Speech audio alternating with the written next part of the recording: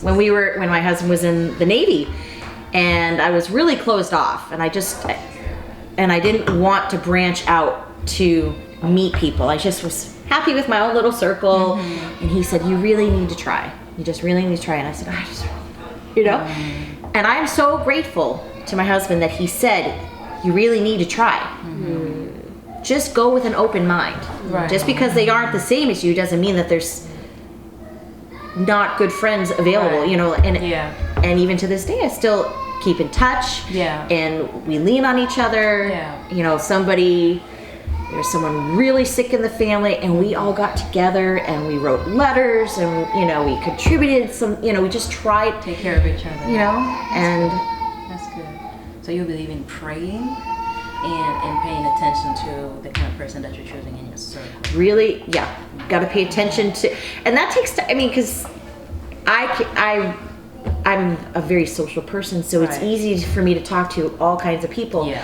But I can always tell when it's the person that comes back and says, well, you were saying, or do you want to hear what I have to say? Like they really still want to have that conversation or interaction with you. You know that there's more to it. More. I see your point. What about you, Auntie Doris? I trust that God brings your friends. That's very important. Like I said, for me, I stick with my illustration of the plant. Because you don't know people's heart, but God do. But if you know who you are and continue to do how God created you to be, loving, caring, and those that God is time for them to go, they'll go. And those that are supposed to stay, they will stay. And you don't have to fight. You don't have to fight. You don't have to beg. I used to be a people pleaser. Let's talk about that. I used to be a people pleaser. I did struggle with that, honestly. That's why I'm saying let's talk about that. It's a sin. It's a sin, just like someone who is doing anything else. Because you are doing it to please yourself. You can call it fornication, seriously. Because you're doing it so it can make you happy. But you're not happy. But you're not happy. Technically. It's like worship.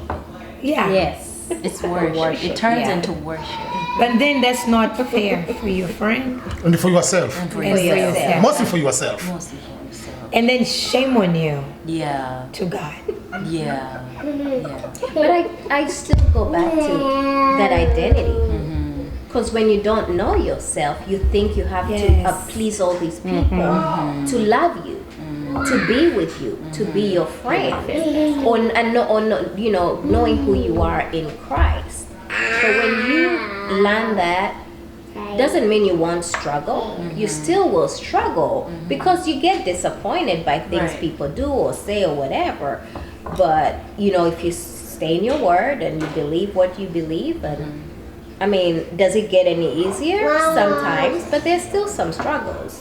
But isn't it tempting to rely on the good friend that you have when it comes to who you think you are?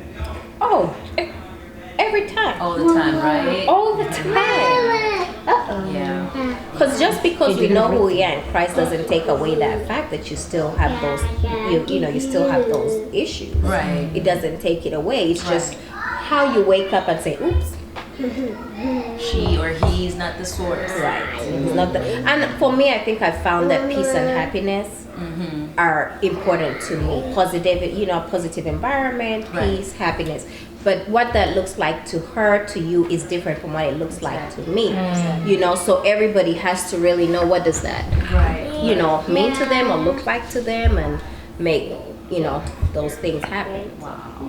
I find that so wise to that you need to know who you are, and not let that, and not let that define. Not have other people be the ones that are defining you. Not even the good ones. Right, because in reality, we're not taking anybody with us when we go into that casket. It's us.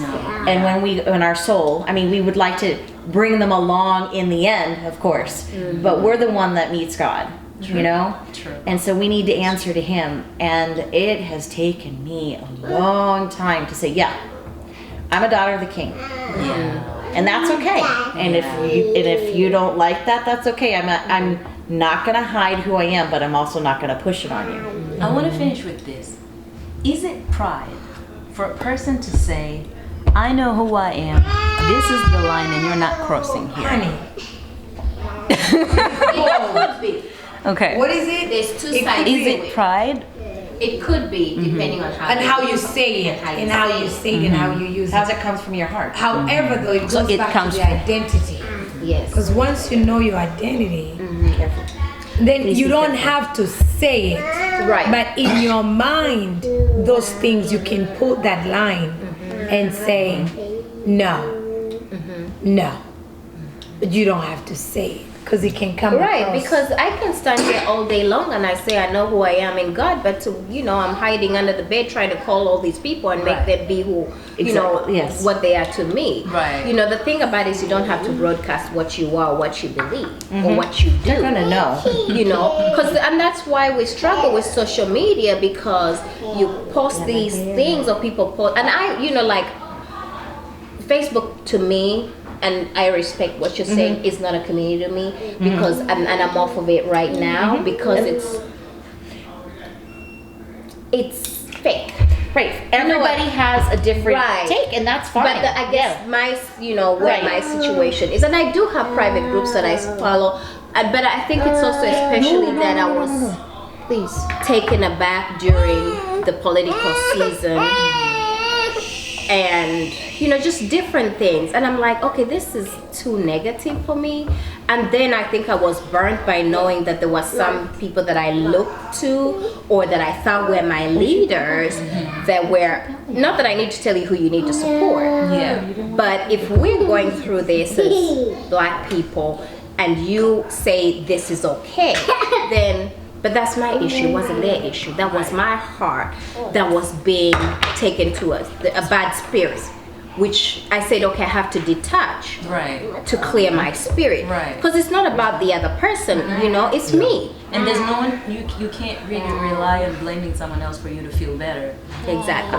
So I just really don't believe in broadcasting things and things like that, because I may sit and say, Angel, yeah, I know who I am. I'm a child of God and I believe. But in the background I'm doing, and integrity is very important. What you do in front of people should be the same thing you do when they're not there. Right. So integrity is huge.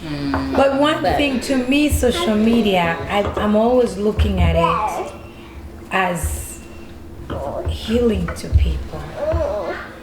When I say healing to people, meaning I'm really good on comments on social media. Because sometimes I feel like, because I've come across where I see someone's photo, and every time I have an opportunity, I don't do it, but when I get an opportunity, I come across it, I will not just like. If I have an opportunity, I will say something. Careful. Because I don't believe on just being silenced. The reason why that person took their time to share, they wanted you to see it.